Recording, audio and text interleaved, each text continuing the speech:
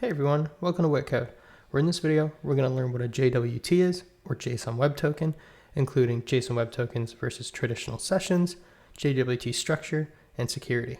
So what is a JSON Web Token?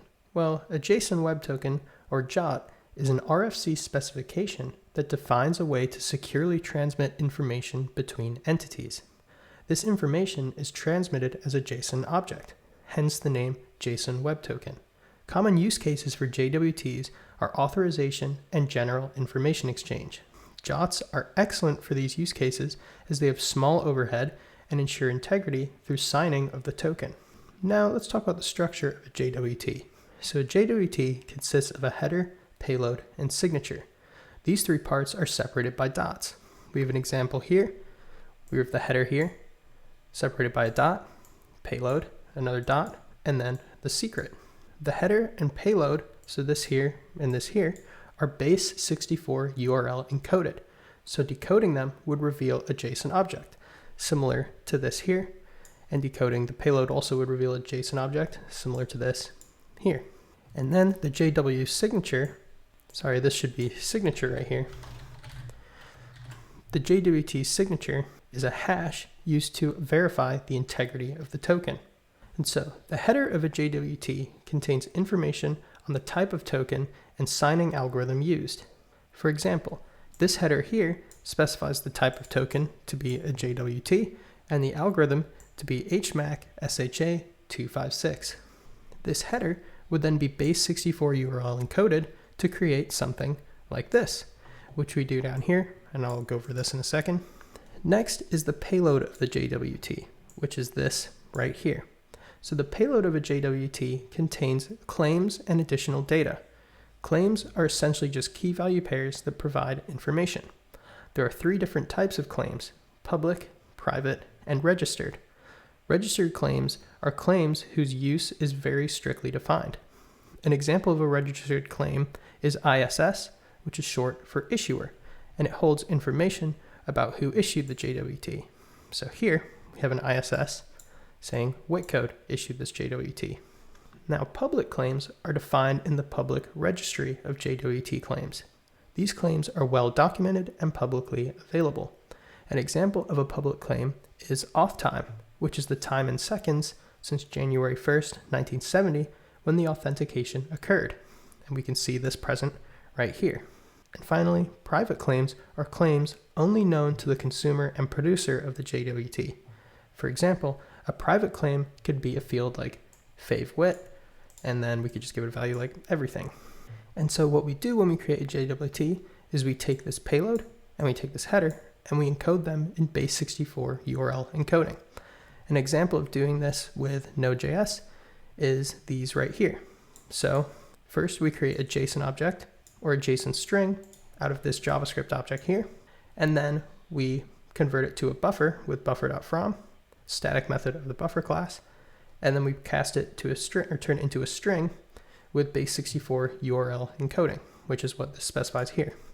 And now if we log out both of these,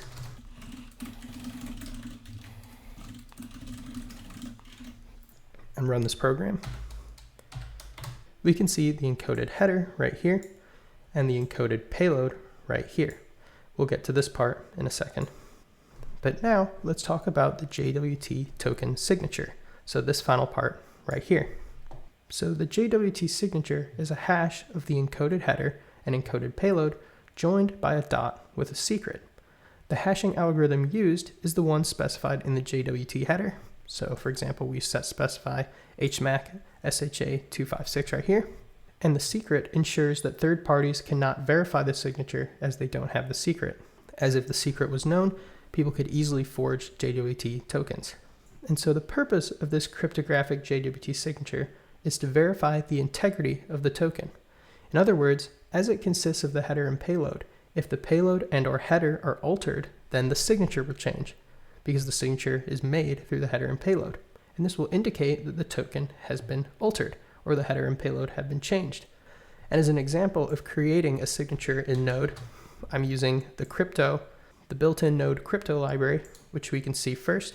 I create HMAC, and then what we also provide is the algorithm, which is HHA SHA-256, the secret, which is a 256-bit secret in this case. And for secret, I just say your 256-bit secret. And then what we pass to update is what we want to hash. And in a JWT, the signature consists of the encoded header, a dot, and then the encoded payload. And then we put this through the hashing function with the provided secret. And then ultimately what we get is the encoded header, the encoded payload, and then dot, and the signature. So if we run this program, this is our JWT right here.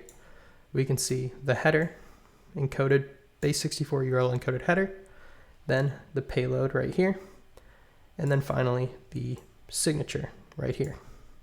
And now let's talk about what to store in a JSON Web Token. So sensitive information should not be stored inside a JWT, as JWTs are not encrypted. They are encoded.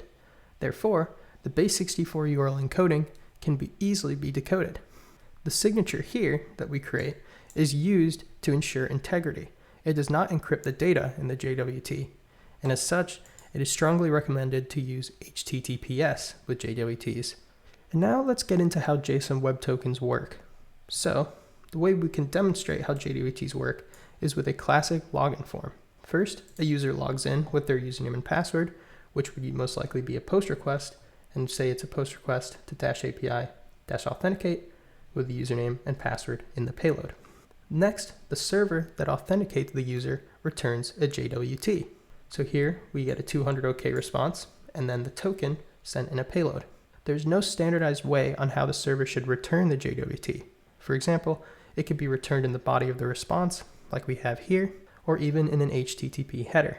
The token is then stored on the client, and there are a variety of ways to store a token on the client, each with their own pros and cons. And next, with each subsequent request, the JWT is provided to the authorization HTTP header with the bearer schema. So here, next, we want to get the home page. We provide the authorization HTTP header, the bearer schema, a space, and then our JWT token. And we can see here we have our encoded header, encoded payload, and then the signature. And then we will get a 200 OK response. And this 200 response is returned only if the token extracted from the authorization header is valid. And it does this by checking the signature to see if it has been altered. And if the token is valid, then the client is given access to the resource, which in this case would be the home page. And now let's talk about JSON Web Tokens versus traditional sessions. So we have JWTs over here and traditional sessions over here. So the traditional alternative to JWTs is sessions stored on the server. These sessions are identified with a session ID. Specifically, when a user signs in with their username and password, which we can see here, the server creates a session and returns a session ID to the user to identify that session. Next, with each subsequent request, the session ID is sent to. So we can see here, the client logs in with their username and password. We send back an OK response with a set cookie header of the ID that identifies the session.